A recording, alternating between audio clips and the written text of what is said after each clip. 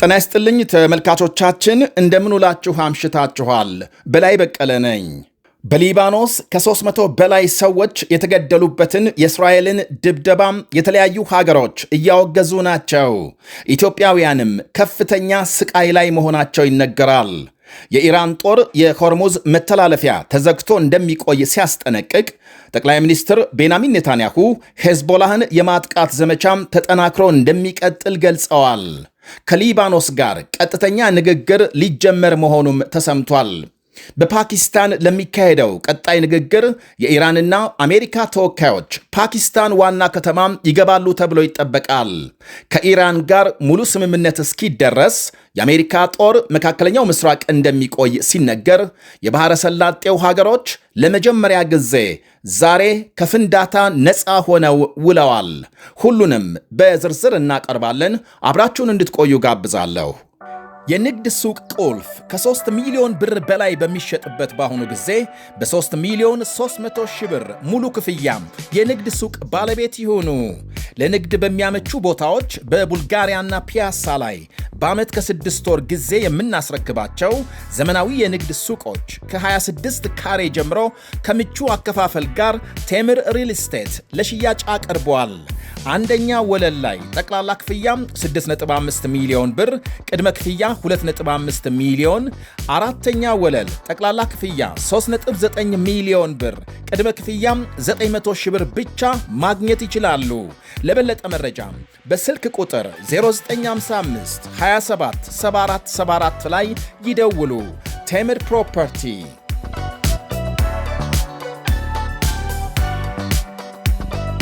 እስራኤል በሊባኖስ የፈጸመችውን አስከፊ የተባለ ጥቃት የተለያዩ ሀገሮች ሲያወግዙ ጠቅላይ ሚኒስትር ቤንያሚን ኔታንያሁ ሄዝቦላህን የማጥቃት ዘመቻ ተጠናክሮ ይቀጥላል እያሉ ናቸው። שאתם ישבתם בממ"דים ובמקלטים.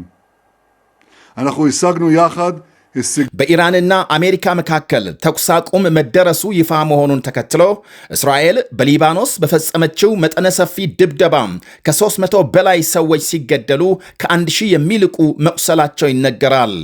ኢራን በሊባኖስ የደረሰው ጥቃት ተኩስ አቁሙን የሚጥስ እንደሆነ ስትገልጽ፣ አሜሪካና እስራኤል ሊባኖስ በስምምነቱ አልተካተተም በማለት ይከራከራሉ። ሀገራት ጥቃቱን እያወገዙ ሲሆን ተኩስ አቁሙን ያሸማገሉት የፓኪስታን ጠቅላይ ሚኒስትር ሻባዝ ሸሪፍ ለሊባኖስ አቻቸው ስልክ ደውለው ድርጊቱን አጥብቀው አውግዘዋል። በሊባኖስ የሚፈጸመውን ድብደባ ለማስቆም ፓኪስታን የተቻላትን ሁሉ ታደርጋለች ብለዋል። የብሪታንያ ውጭ ጉዳይ ሚኒስትር ዮቬት ኩፐር የእስራኤልን ጥቃት ሙሉ በሙሉ ስህተት ነው በማለት ሲያወግዙ፣ የፈረንሳይ አቻቸው ዢን ባሮት ተቀባይነት የሌለው ተግባር ነው ሲሉ የእስራኤልን ዘመቻም በጽኑ አውግዘዋል። ኢራንም ብትሆን ለሄዝቦላህ የምታደርገውን ድጋፍ ታቁም ብለዋል አክለው። የጣሊያን ጠቅላይ ሚኒስትር ጆርጂያ ሜሎኒ የእስራኤል ድብደባም የሰላም ተስፋ እያጠበበ መሆኑን የሚያመለክት እንደሆነ ገልጸዋል። የኢራን ፕሬዝዳንት ማሱድ ፒዜክሺያን በበኩላቸው የሊባኖስ ድብደባ የተኩስ አቁም ስምምነቱን በግልጽ የጣሰ ነው በማለት አውግዘዋል። የሊባኖስ ጥቃት መቀጠል ከአሜሪካ ጋር የሚደረገውን ድርድር ዋጋ ቢስ ያደርገዋል ነው ያሉት። በእስራኤልና ሄዝቦላህ መካከል በሊባኖስ ተጠናክሮ በቀጠለው ውጊያ ሳቢያም በርካታ የውጭ ዜጎች ለችግር መዳረጋቸው ይነገራል። ቢቢሲ ያገኛት ኢትዮጵያዊት እናት ከ3 ልጆቿ ጋር በዋና ከተማ ቤይሩት እንደምትኖርና አካባቢው ሄዝቦላህ የሚንቀሳቀስበት በመሆኑ በየጊዜው መከራና ስቃይ እንደምታሳልፍ ገልጻለች። ያለ እንቅልፍ እንደሚያድሩ፣ የምትኖርበት ሕንፃም በእስራኤል ኢላማ ውስጥ እንደነበረና ልጆቿን ይዛ ሕንፃው እንደወጣች ተመቶ መደርመሱን በድንጋጤ ታስታውሳለች። ለጥቂት ሕይወታቸው መትረፉን ልጆቼን ይዤ መሮጤን እንጂ ሌላም የማስታውሰው የለም ትላለች። ከላይ እሳት እየወረደ ከስር ሕንፃ ሲፈርስ እየተመለከቱ መኖር እጅግ ከባድ መሆኑን፣ በጦርነት ውስጥ ደፋር የሚባል የለም፣ ሁሉም ሰው እኩል ልብ ነው ያለው ትላለች። በደቡባዊ ሊባኖስ ሌሎች 2 ኢትዮጵያውያኖችም መኖሪያ ሕንፃቸው በመውደሙ በአሁኑ ወቅት በመጠለያም እየኖሩ መሆናቸውን ገልጸዋል። ሌሎች በርካታ ኢትዮጵያውያንም በመጠለያና በቤተ ክርስቲያን ተጠግተው እንደሚገኙ ይነገራል። ይህ በእንዲህ እንዳለ ከፍተኛ እልቂት ያስከተለውን የትላንቱን የሊባኖስ ጥቃት ተከትሎ እስራኤል ዛሬም ከተለያዩ የቤይሩት አካባቢዎች ነዋሪዎች ለቀው እንዲወጡ ማስጠንቀቂያ ማውጣቷ ታውቋል። የእስራኤል ጦር ባስተላለፈው መልእክት እስራኤል በእናንተ ላይ ምንም አይነት ጉዳት የማድረስ ዕቅድ ስለሌላት ለደህንነታችሁ ሲባል በአስቸኳይ ለቃችሁ ውጡ ብሏል። የእስራኤል መከላከያ ሚኒስቴር በትላንቱም ሆነ በሌላ ጊዜ ጥቃት በሰላማዊ ሰዎች ላይ ለሚደርሰው ጉዳት ተጠያቂው ሄዝቦላህ ነው ብሏል። ሄዝቦላህ ሮኬት የሚተኩሰውና ጥቃት የሚያደርሰው በሰላማዊ ሰዎች መኖሪያ ሰፈር እየተደበቀ መሆኑን ገልጧል። ለዚህ ደግሞ በተደጋጋሚ በመኖሪያ መንደሮች የሮኬት ማስወንጨፊያና ሌሎች ጦር መሳሪያዎች መገኘታቸውን ሚኒስቴሩ አመልክቷል። በመሆኑም የሊባኖስ መንግሥት ሄዝቦላህን ጠራርጎ እስካላስወጣም የእስራኤል ዘመቻ በፍጹም አይቆምም ሲል አክሏል። በሌላ በኩል የእስራኤል መከላከያ ሚኒስቴር እስራኤል ካትስ ኢራን በእስራኤል ላይ ሚሳኤል ከተኮሰች ጦር ኃይሉ ሙሉ ምላሽ ለመስጠት መዘጋጀቱን ገልጸዋል። አዲስ የተደረሰውን ተኩስ አቁም ተከትሎ እስራኤልና አሜሪካም በኢራን የሚፈጸሙትን ጥቃት ያቆሙ ሲሆን ዳግም ሚሳኤል ከተወነጨፈ የተጠናከረ ምላሽ እንደሚሰጡ አስጠንቅቀዋል። የትላንቱን የሊባኖስ ድብደባ ተከትሎ ኢራን በእስራኤል ላይ የበቀል እርምጃ ለመውሰድ መዛቷ ይታወሳል። በስድስት ሳምንታቱ ጦርነት ኢራን በእስራኤል ላይ በፈጸመችው ጥቃት ከ7000 በላይ ሰዎች መቁሰላቸውን የእስራኤል ጤና ሚኒስቴር ሲያስታውቅ፣ የኢራን ባለሥልጣናት በበኩላቸው 3000 የኢራን ዜጎች መገደላቸውን ገልጸዋል። አሁን ማምሻውን በተሰማ መረጃ ደግሞ የእስራኤል ጠቅላይ ሚኒስትር ቤንያሚን ኔታንያሁ ከሊባኖስ ጋር ቀጥተኛ የሰላም ንግግር በቅርቡ እንደሚጀመር አስታውቀዋል። ሊባኖስ ድርድር እንዲካሄድ በተደጋጋሚ መጠየቋን ተከትሎ እስራኤል ቀጥተኛ ንግግር ለማድረግ ፈቃደኛ መሆኗን ገልጸዋል።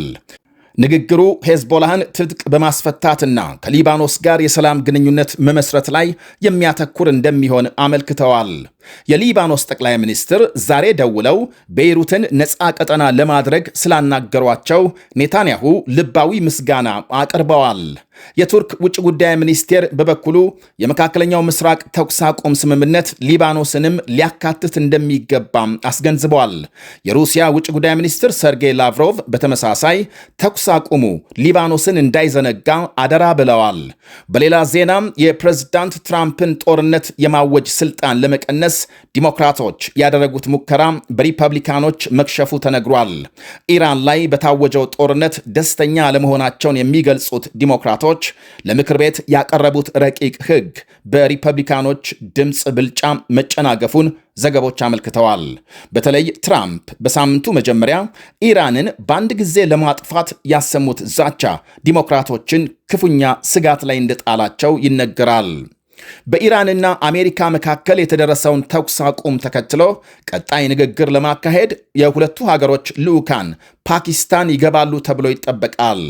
አሜሪካንን በመወከል ምክትል ፕሬዝዳንት ጄዲ ቫንስ፣ ልዩ ልዑክ ስቲቭ ዊትኮፍ፣ የትራምፕ የልጃቸው ባል ጃሬድ ኩሽነር እና የአሜሪካ ማዕከላዊ እዝ ኃላፊ ብራድ ኩፐር በንግግሩ እንደሚሳተፉ ታውቋል። በኢራን በኩል የፓርላማ አፈ ጉባኤ መሐመድ ባጋር፣ ውጭ ጉዳይ ሚኒስትር አባስ አራክቺና ምክትላቸው ይገኛሉ ተብሏል። የሁለቱ ሀገሮች ቀጣይ ንግግር የሚካሄደው እስራኤል በሊባኖስ በፈጸመችው ከባድ ጥቃት የተነሳ ለ2 ሳምንት የተደረሰው ተኩስ አቁም ሊጣስ ይችላል በሚባልበት ወቅት ነው። ይህንኑ የእስራኤልን ጥቃት ተከትሎ ኢራን የሆርሙዝ መተላለፊያን በመዝጋት ፈቃድ የሌላቸው መርከቦች እንደሚመቱ ትላንት ማስጠንቀቋም የሚታወስ ሲሆን ዛሬም መተላለፊያው ሙሉ በሙሉ አለመከፈቱን ዘገቦች አመልክተዋል። የሩሲያ ዜና አገልግሎት ቴሄራን በቀን ከ15 መርከቦች በላይ እንዳያልፉ እገዳ መጣሏን አንድ የሀገሪቱን ከፍተኛ ባለስልጣን ጠቅሶ ዘግቧል። ትላንት ስምምነቱ ይፋ መሆኑን ተከትሎ ጥቂት የነዳጅ መርከቦች ብቻ እንዲያልፉ ፈቃድ ማግኘታቸውን ሲኤንኤን የዘገበ ሲሆን ሮይተርስ በበኩሉ ባለፉት 24 ሰዓታት 6 መርከቦች ብቻ ማለፋቸውን አመልክቷል። የኢራን የበላይ ጦር ዛሬ ባወጣው መግለጫም የእስራኤልን የሊባኖስ ዘመቻ ተከትሎ የሆርሙዝ ሰርጥ መዘጋቱን አረጋግጧል። የተባበሩት አረብ ኤምሬትስ ባለሥልጣናት ኢራን ያለምንም ቅድመ ሁኔታና ክልከላም ሆርሙዝን ሙሉ በሙሉ እንድትከፍት መጠየቃቸው ተነግሯል። የኃይል ደህንነትና የዓለም ኢኮኖሚ መረጋጋት የሆርሙዝ መተላለፊያን መሠረት ያደረገ ነው ብለዋል። በጥቂቱ 230 ነዳጅ ጭነው ለመንቀሳቀስ የተዘጋጁ መርከቦች በሆርሙዝ መዘጋት ሳቢያ ቆመው እንደሚገኙ ባለሥልጣናቱ ገልጸዋል። ይህ በእንዲህ እንዳለ ከኢራን ጋር ሙሉ ስምምነት እስኪደረስ የአሜሪካ ጦር በመካከለኛው ምስራቅ እንደሚቆይ ፕሬዝዳንት ትራምፕ ገልጸዋል። ሁሉም የጦር መርከቦች፣ ተዋጊ ጀቶች፣ ጦር መሳሪያዎችና ሁሉም ወታደሮች ባሉበት እንዲቆዩ ትዕዛዝ መተላለፉን አመልክተዋል። ድንገት ስምምነት ሳይደረስ ከቀረ ከእስከዛሬው ጠንካራ ዘመቻ ለመክፈት በተጠንቀቅ ላይ ይገኛሉ ብለዋል። ከኢራን ሁለት ዋነኛ ግዴታዎች ይጠበቃሉ። የኒኩሌር ጦር መሳሪያ ግንባታ ማስወገድ፣ የሆርሙዝ መተላለፊያን መክፈትና ደህንነቱ እንዲጠበቅ ማድረግ መሆናቸውን ትራምፕ ገልጸዋል።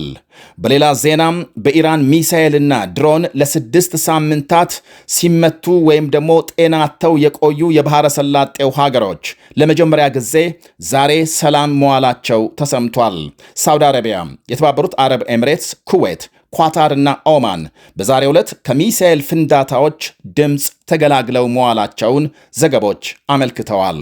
ቴምር ፕሮፐርቲ በ30% ልዩ ቅናሽ የመኖሪያ ቤቶችን በመሃል ቡልጋሪያ ከአፍሪካ ንብረት አጠገብ ቢያከራዩት በዶላር የሚያከራዩቸው ቢኖሩበት ለመኖር ምቹ የሆኑ ቤቶችን ይዘንሎት ቀርበናል። ባለ 1 መኝታ 69 ካሬ በ5,554,000 ብር፣ ባለ 2 መኝታ 82 ካሬ በ6,600,000 ብር፣ ባለ 3 መኝታ 126 ካሬ በ10,143,000 ብር ብቻ ይዘንሎት ቀርበናል። ያስተውሉ፣ ይህ ዋጋ 100% ለሚከፍሉ ደንበኞቻችን ብቻ ነው። በተጨማሪም በግንባታ መሰረት በ36 ወር ለምትከፍሉ ከ1,587,000 ብር ቅድመ ክፍያ ጀምሮ በመክፈል የቤት ባለቤት መሆን ይችላሉ። ቀሪው እስካዱ ያለምንም ጭማሪ በኢትዮጵያ ብር መክፈል ይችላሉ። ለበለጠ መረጃ በ0955 27 74 74 ይደውሉ። ቴምር ፕሮፐርቲስ